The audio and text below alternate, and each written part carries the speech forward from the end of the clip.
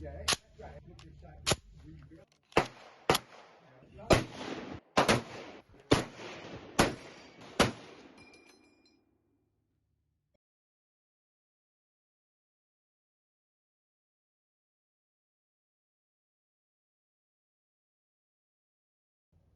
there, YouTube. My name's Jacob, and this is Bolt Forward. However, you might notice that it's a little bit different of an intro than my other videos. And that's because the rifle that I want to present to you today is my M1 Garand, or M1 Garand. Doesn't really matter how you pronounce it to me. There are probably a million videos out there on these rifles. Lots of good documentation, lots of great history. I'm not going to spend a lot of time talking about that. This is an H&R 1954 production M1 Garand, kind of towards the end of the M1 Garand's manufacturing cycle, and that's why it's in such spectacular shape. And I picked up this rifle at the CMP, and that's kind of where the history lesson stops and the really cool story of this rifle begins. I grew up always wanting an M1 rifle. I was a kid in the 90s when these were everywhere at gun shows. My dad was on the drill team for the University of Virginia ROTC team. He used to tell me about throwing these rifles and spinning them and catching them out of the air. And of course, Call of Duty and Medal of Honor featured M1 rifles. It's just an iconic military rifle. And so if you're somebody who just loves early American semi-autos and whatnot, you got to have an M1, right? And I really wanted to get one, but they were slowly pricing out of my range, and I really had no good option for buying one. The unfortunate part of the story is my father had a really bad case of lung cancer. Never smoked a cigarette in his life, and chemotherapy didn't work.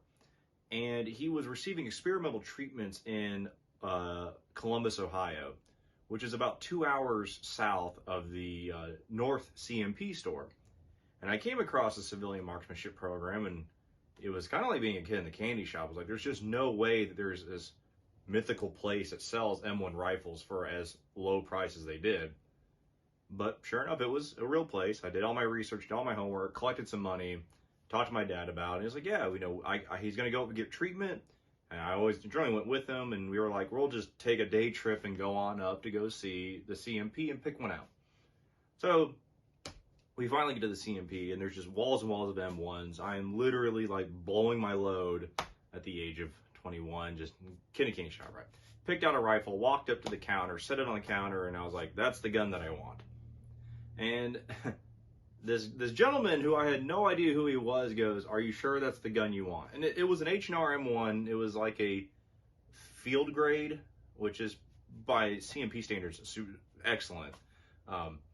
And it had a beechwood replacement stock. It had a few mixed-matched colored parts, but it was a good gun for like $500. And I was like, yeah, that's the one that I want. And the guy was like, okay, you can put it back. You're not taking that one home. Of course, I'm like, excuse me, good sir. I have legal U.S. tender, and I'm an adult, and I picked out the gun. I was very shocked. And I was like, no, I want that one. He was like, I know you do. Put it back. You're not taking that one home. Way right there. I'm shocked. My dad's confused. I'm confused. We're just like, this guy's being rude. He disappears and comes back out with this rifle here and sets it on the counter, and he goes, this is the one you're taking home. And I was blown away. It had, this darker wood stock. The metal was all the same color. And he was like, I'm the head CMP armorer, and we get first dibs on all shipments of rifles.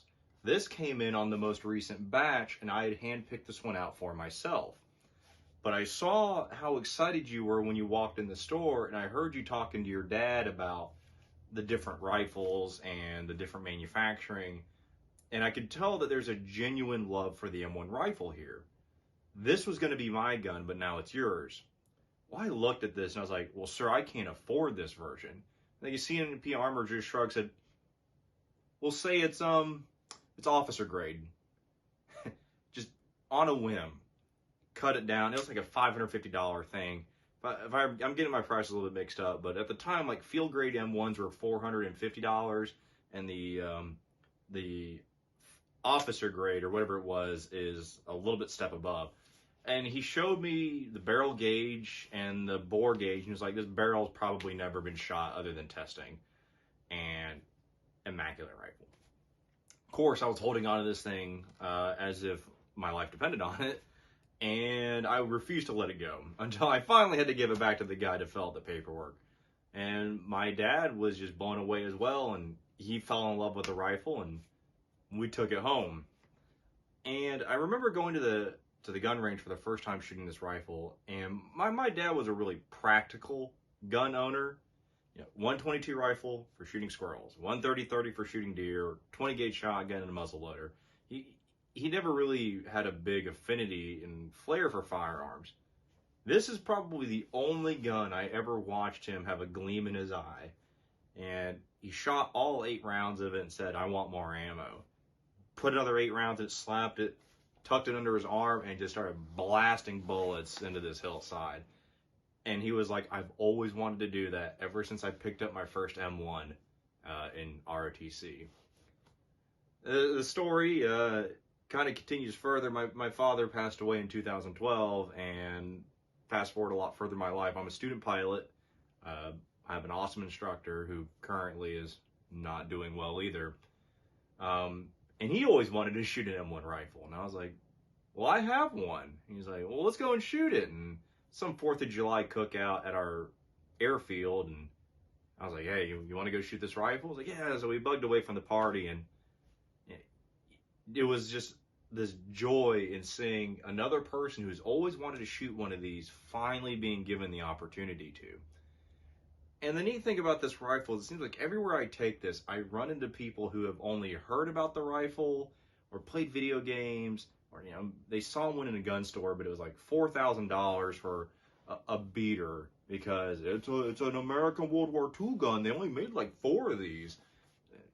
And so the M1 rifle is rapidly approaching that point where it is like this mythical legend that nobody will ever get to shoot, despite the fact that there are millions of these out there. Or the ones that are available are being sold way overpriced in piss poor conditions. I'm looking at you, Royal Tiger Imports. And so I'm thankful for this rifle. It's an immaculate gun, and the story is not storming the beaches of Normandy or clubbing some Japanese samurai bonsai charge in a heated battle. It's a gorgeous gun that never saw combat, didn't jump out of an airplane, probably got used in basic training, got put in a crate. But it's my rifle. It's a rifle my dad loved. It's a rifle that many people have come to love. And I would like to present to you a bunch of video of my friends and I having a really great time with it. Thanks for watching. I'm going to do 4 shots.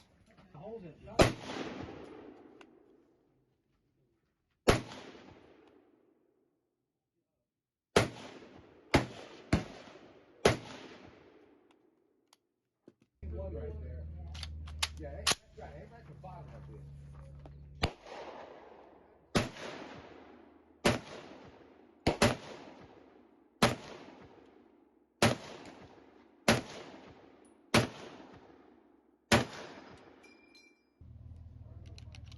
I'm carving a pumpkin.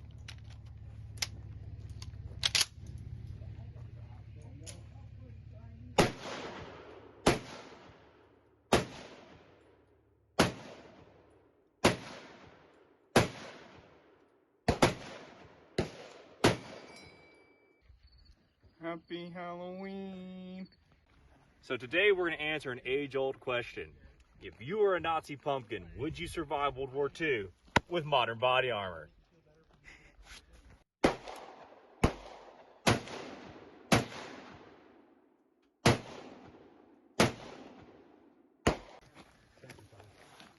So that went straight through, and you are one dead Nazi pumpkin, my guy.